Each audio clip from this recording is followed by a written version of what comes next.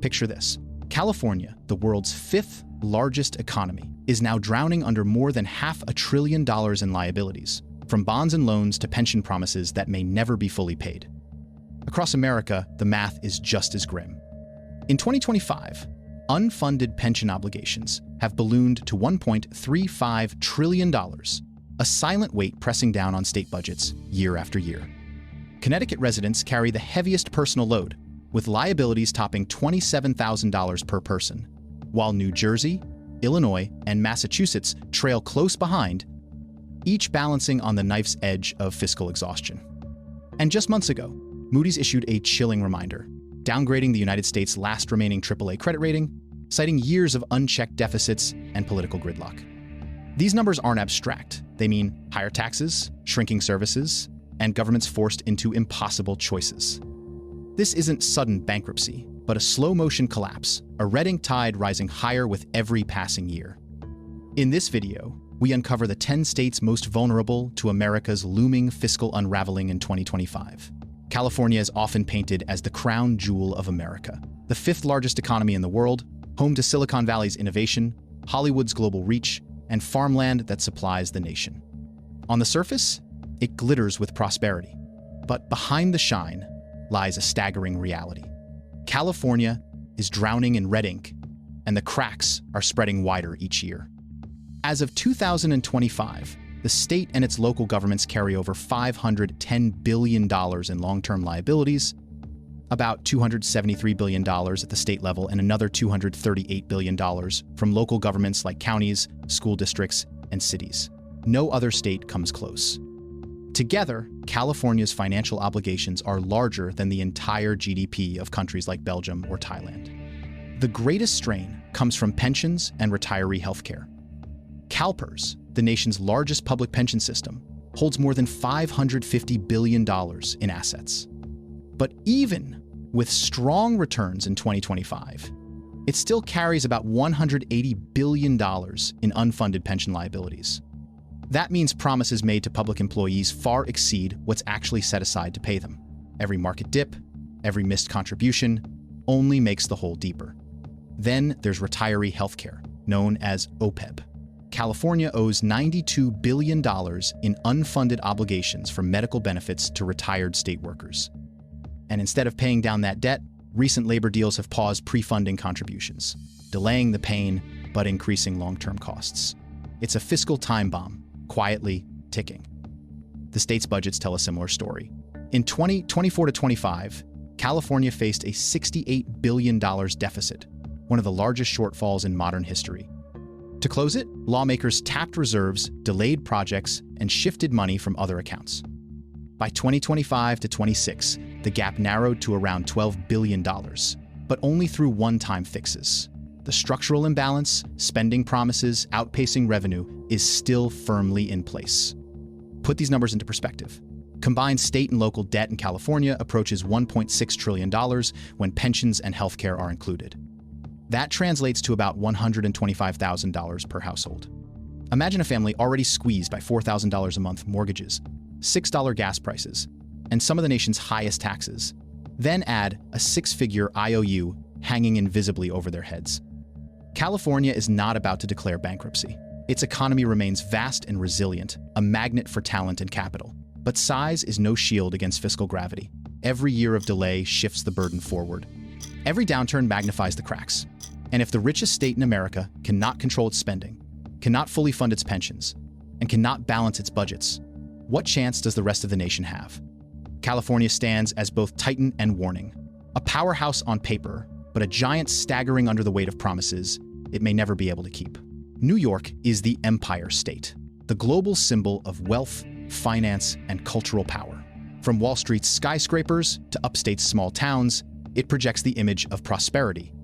But behind the shine, New York is quietly suffocating under one of the heaviest debt loads in America. In 2025, New York carries $368 billion in state and local liabilities, second only to California.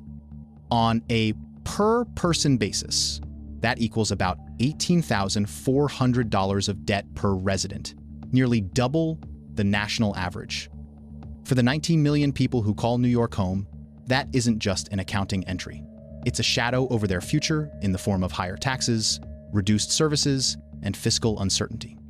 The state's pension story is mixed. New York's main public retirement system is relatively well-funded, hovering near 95 to 100% funded after strong investment returns. That looks healthy on paper.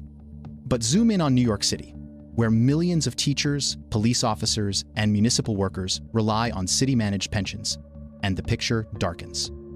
Major city pension plans average only 78% funded, leaving tens of billions in unfunded obligations.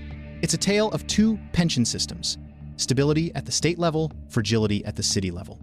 Then there's the annual budget grind. For 2025, New York faces a $4.3 billion shortfall, projected to balloon toward $9 billion within 2 years if spending continues unchecked. Healthcare costs are rising, Medicaid enrollment has expanded, and the state's education commitments are eating up larger portions of the pie. Meanwhile, the Metropolitan Transportation Authority, the MTA, is relying on repeated state bailouts to stay afloat, adding another layer of pressure. This is what makes New York's debt so dangerous. It isn't just the size of the liabilities, though those are enormous. It's the combination of high fixed costs, structural spending pressures, and already strained taxpayers. Even in good times, balancing the books requires political maneuvering and creative accounting. In downturns, the cracks could split wide open. New York is not on the brink of default. Its economy remains vast, generating trillions in GDP, anchored by Wall Street, tech, healthcare, and tourism. But like California, New York's fiscal foundation is eroding. And when the Empire State carries $368 billion in IOUs, it raises the question: if the financial capital of the world can't control its debts, what message does that send to the rest of America? New York's empire rests on shaky fiscal ground, an empire of IOUs that grows heavier with each passing year. If you divided Connecticut's IOUs among everyone who lives there, you'd start with about $8,000 in bonded debt per person, the highest in America, and then stack on roughly $27,000 in total liabilities per resident, also the nation's worst. That's not a typo. It's the heaviest per capita burden in the United States. Connecticut looks affluent on the surface: wealthy suburbs, high incomes, and proximity to New York's financial hub. But beneath the wealth, the fiscal math is crushing. Moody's ranked Connecticut first in the nation for net tax-supported debt per capita and as a share of state revenue: $7,988 per person, and 103.8% of revenue in fiscal year 2022. That means more than a year of tax collections would be required to cover what's already owed. The pressure isn't just from bonded debt. Connecticut's state employees' retirement system is only about 55% funded, while the teachers' retirement system is closer to 62%. Together, these shortfalls translate to tens of billions in promises that lack adequate backing.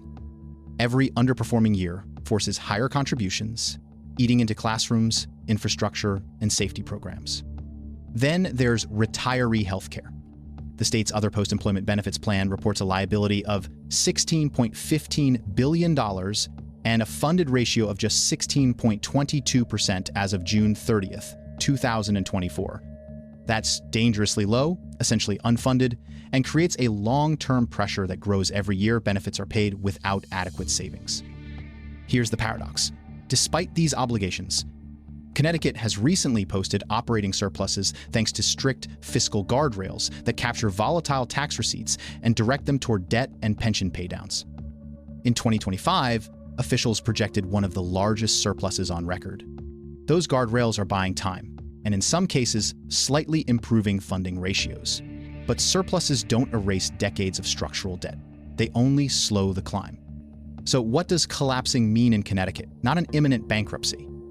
Instead, it's the drag of the heaviest per capita debt in the nation, layered with underfunded pensions and retiree healthcare obligations that siphon away dollars before new investments can be made. It's why the state can simultaneously run a surplus and still be financially fragile. Connecticut is the paradox that other states should study carefully. A wealthy state running surpluses, but shackled by a mountain of promises. It proves you can balance this year's budget and still mortgage the next generation. The real question is whether Connecticut can shrink its burden per resident fast enough or whether its prosperity will remain chained to an IOU no taxpayer ever signed. New Jersey's fiscal furnace is already glowing. Imagine a state where pension and retiree health liabilities alone outstrip its total bonded debt, creating a financial time bomb. Add in a negative net position, and you have a state carrying more promises than it can pay. That escalating pressure is why experts call New Jersey one of the most debt-burdened states in the Northeast. On paper, the Garden State is prosperous. Dense suburbs, high incomes, and quality schools. But underneath, the fiscal bones are brittle. As of June 2024, New Jersey's total outstanding long-term obligations, covering state and local government bonded and non-bonded debt, amounted to $201 billion, a sum described as a structural albatross. The real flashpoint, however, is pensions and retiree health care. New Jersey holds the highest net pension liability and OPEB liability in the region, burdening its finances heavily. Pension metrics expose the depth of the crisis. In 2022, New Jersey's unfunded pension liabilities equaled 162.4% of its own source revenue, second only to Illinois, meaning the state owes more than what it collects in an entire year. Funding ratios remain dangerously low.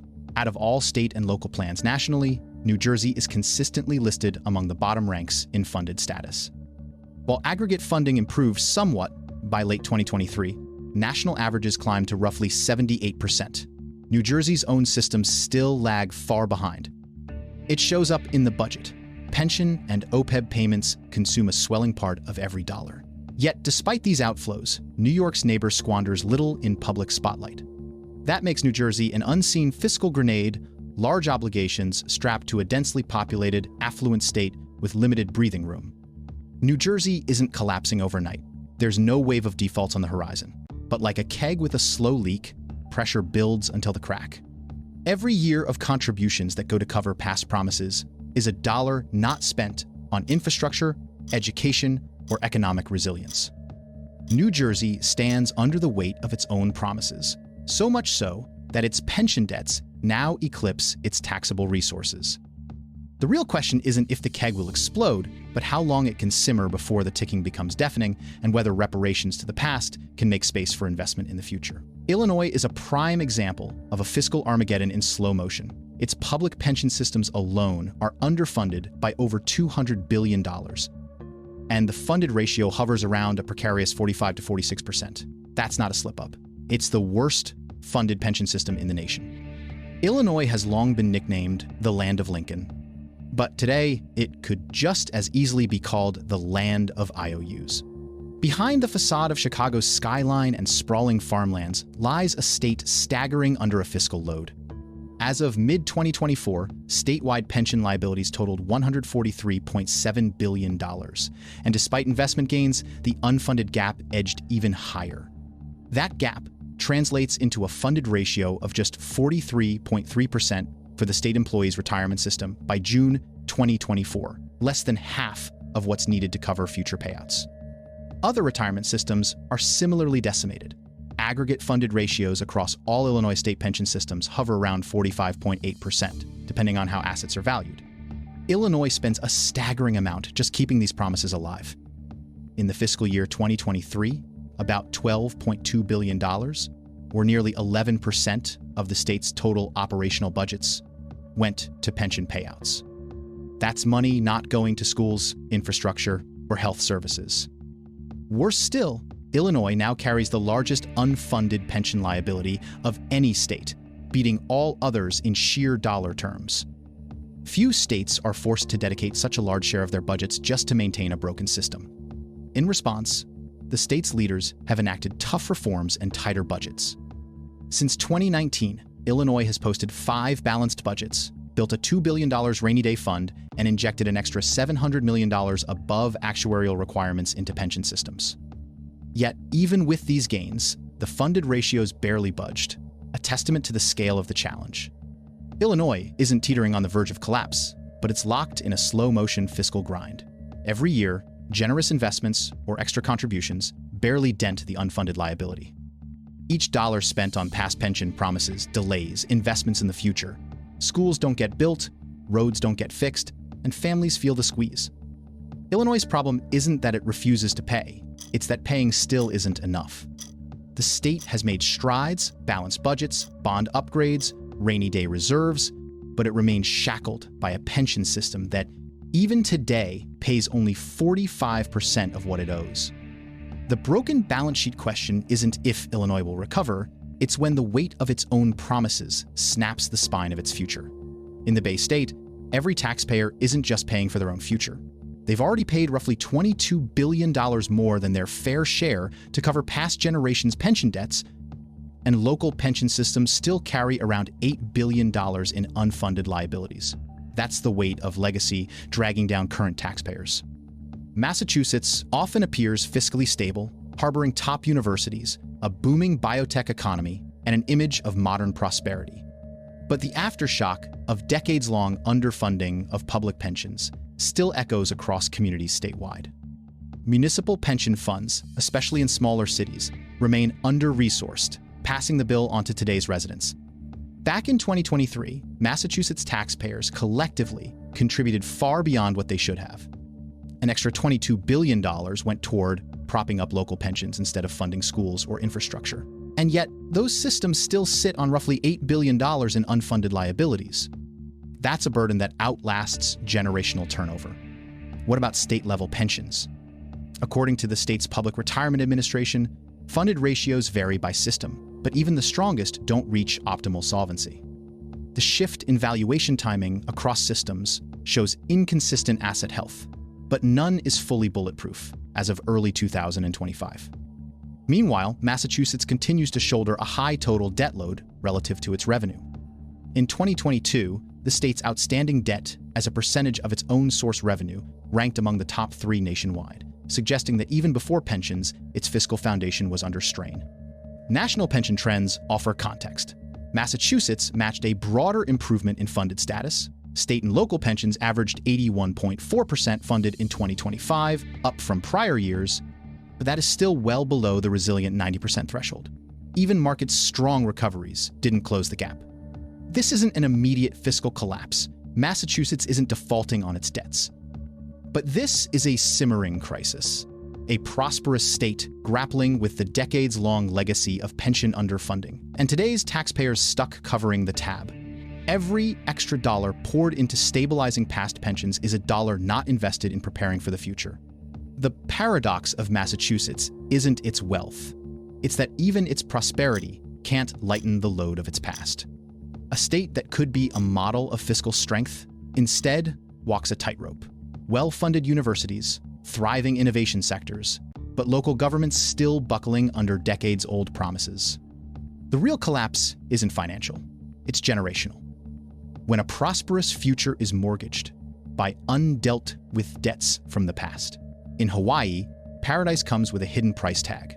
Unfunded pension and healthcare obligations currently amount to 8.6% and 6.3% of the state's annual GDP, respectively. Far heavier than most states' burdens, and a fiscal undercurrent beneath the island's tropical veneer. On the surface, Hawaii evokes beauty, sun-drenched beaches, tourism, and aloha spirit. But beneath that allure lies an invisible weight on public finances, legacy retirement obligations that dwarf routine expenditures. Let's break it down. In 2024, pension unfunded actuarial accrued liabilities accounted for 8.6% of Hawaii's GDP, with OPEB adding another 6.3%. Together, that's nearly 15% of its economic base tied up in promises not yet funded. Those aren't just abstract percentages. They're real structural burdens that limit what Hawaii can invest in its future. According to the state's debt affordability study, fixed costs, including pension and OPEB contributions, plus traditional debt service, consume between 25% and 29% of general fund revenues, and this trend holds through 2030 unless reforms stall. Hawaii's pension system, as of early 2025, shows signs of progress, but only modest. The employees' retirement system reports a funded ratio of 63%, up slightly from prior years, with a UAAL of approximately $14 billion and a projected full amortization over 22 years with steady contributions. OPEB contributes another dimension. In Honolulu, recent financial filings show that structured pre-funding has helped raise the OPEB trust to about 58% funded, with committed full pre-funding on a path to 100% over the next 11 years. Even with these improvements, the numbers remain daunting. A tropical paradise, yes, but one where every dollar of government revenue is partially diverted to long-term legacy obligations. Nearly a third of what the state takes in is already earmarked before one new public school is built, one highway paved, or one beachfront conservation project begun. This isn't a fast collapse, it's a slow burn. The beauty of Hawaii masks a fiscal fragility that's tightening every year. With revenue heavily reliant on tourism and energy imports, any volatility could tip fixed costs from manageable to crippling. Hawaii's real crisis isn't rising seas or shifting sands. It's time. Underneath the paradise, a ticking fiscal clock counts down on an unfunded future. The irony? The same islands that captivate the world with their serenity carry a financial storm that could wash away its promise. One unfunded promise at a time. Pennsylvania isn't just weighed down, it's buried. With state and local liabilities totaling nearly $77 billion, the state carries more than $5,900 per resident in long-term debt, well above the national average. That's Pennsylvania's version of a fiscal iron ore load, dragging on every Keystone State account. Pennsylvania might be best known for its steel legacy, sprawling cities, and academic prestige. But underneath lies an aging economy with mounting fiscal obligations, threatening the very infrastructure that holds it up. Data from the Pennsylvania Treasury's Open Book PA dashboard reveals that in 2022, the state's debt per capita was around $4,000, exceeding the 50-state median of $3,600. That debt includes general obligation, bonds, leases, and other long-term financial commitments, not just pensions. Those liabilities are amplified by pension underfunding. As of 2019, Pennsylvanians were on the hook for $5,075 per person in unfunded pension liabilities, a burden that has only climbed since. The lowest funded ratios combined with industrial decline result in real budgetary strain. Despite these challenges, recent reports show progress. The public school employees' retirement system is nearing a 65% funded ratio in 2025, thanks to robust contributions and investment returns. However, that still leaves a deep funding gap and doesn't factor in all state pension systems. Pennsylvania isn't drowning in debt, yet, but it's being slowly sandblasted by structural obligations, interest payments, pension maintenance, and falling revenue growth. Unlike booming coastal states, Pennsylvania's tax base hasn't kept pace, especially in regions hit hard by deindustrialization. Pennsylvania isn't collapsing, it's grinding along underweight. But that doesn't make the burden any less real. Every dollar dedicated to pension and debt service shrinks the funds available for roads, schools, and revitalization. Its Rust Belt economy may talk about rebirth, but the real question is whether Pennsylvania can keep those promises or if it'll let its fiscal foundation erode like abandoned mills along the Monongahela. Picture this. The bluegrass state is sinking deeper into red ink, with its teacher and state employee pension systems only about 45% funded, meaning more than half of promised benefits have no cash behind them. That's among the lowest funding levels in the entire country, a structural sinkhole dragging down Kentucky's fiscal future. Kentucky may conjure images of rolling horse farms, bourbon barrels, and bluegrass music, but beneath that charm is a financial quagmire. As of 2019, the state's public pension funds carried $29.7 billion in unfunded liabilities, with a funded ratio of just 44.6%, meaning nearly half of the obligations to retirees remain without resources. Despite years of crisis headlines, progress has been slow. The 2024 to 2026 executive budget committed an additional $209 million over 2 years to chip away at liabilities, particularly for non-hazardous state employee plans. But that sum is a mere drop in the bucket compared to the tens of billions still missing from the system. The bigger picture is even more alarming. A 2025 Pew study ranked Kentucky among the very worst states for pension sustainability, with unfunded obligations equal to 134.9% of its annual own source revenue. In other words, even if Kentucky diverted more than a year's worth of tax collections directly into its pension funds, it still wouldn't close the gap. The strain shows up in every budget cycle. Legislators have limited room to maneuver as more and more general fund dollars are eaten by pension contributions. Each dollar spent on yesterday's promises is a dollar not spent on tomorrow's growth. Infrastructure upgrades are deferred. Education budgets are squeezed. Social services limp along while pension checks continue to go out. And unlike some wealthier states, Kentucky's economy doesn't provide a cushion. Rural poverty remains high, growth is uneven, and outmigration of young workers has left fewer taxpayers supporting heavier obligations. This creates a vicious cycle: fewer contributions, higher burdens, and more pressure on already fragile systems. Kentucky isn't facing sudden insolvency. Checks are still being cut, and modest reforms have slowed the bleeding. But it is locked in a slow-motion fiscal trap: enormous unfunded liabilities, some of the weakest funding ratios in the nation, and limited revenue growth to offset the load. Kentucky's trap isn't its geography, it's generational.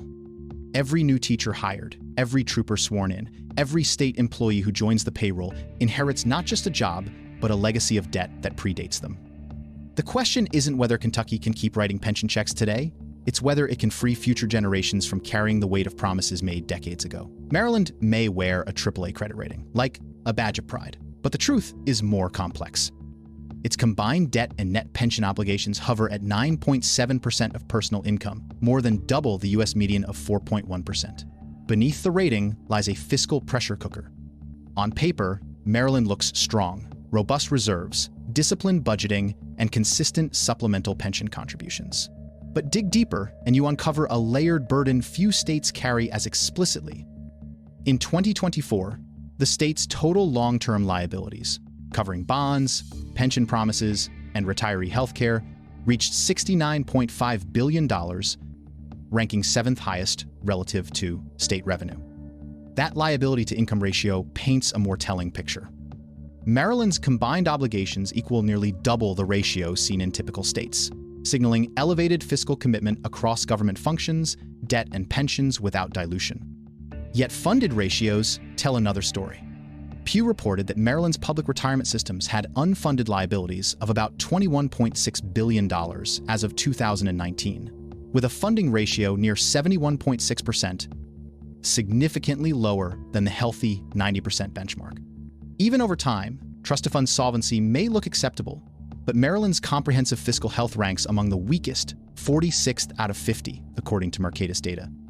The state has acted to mitigate pressure.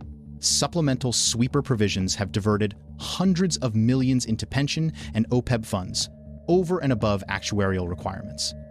However, the tool is being phased out in 2026, raising questions about the long-term discipline of these contributions. At the same time, structural headwinds are growing. Analysts estimate a $6 billion budget gap by 2030, reflecting rising fixed costs and slowing revenues.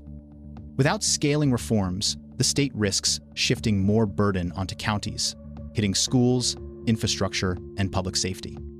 Maryland isn't on the verge of collapse, but its fiscal health rests on a precarious mix: legally binding debt, deep pension obligations, and OPEB promises that hover in the billions. And unlike visible debt, these liabilities are often hidden in footnotes and actuarial tables, baking future burdens into current balance sheets. Maryland shines with strong credit and disciplined budgeting, yet under that veneer lies a hidden liability that eclipses what most states carry in full view. The real test isn't maintaining a AAA rating. It's whether Maryland can sustainably fund its future without leaving its legacy debts as a quiet chain around its prosperity. The numbers we've seen tonight aren't just statistics. They're warning sirens echoing across the map of America. From California's towering $500 billion load to Connecticut's crushing per-capita burden, from Illinois' broken balance sheet to Kentucky's pension trap, one truth remains: debt doesn't disappear. It compounds, it grows, and it quietly robs the future before it even arrives. These states are not collapsing overnight, but each is walking a fiscal tightrope, balancing promises made decades ago against the realities of today. Roads go unpaved, classrooms go underfunded, healthcare costs spiral, and the bill keeps climbing higher. The real collapse isn't sudden, it's generational. The debts we allow to grow today will shape the lives of children tomorrow. That is the reckoning. If you want to stay ahead of the stories reshaping America's future, its cities, its states, its very foundations, make sure to subscribe to Shifting America. Because this is only the beginning, and the next chapter may hit closer to home than you think.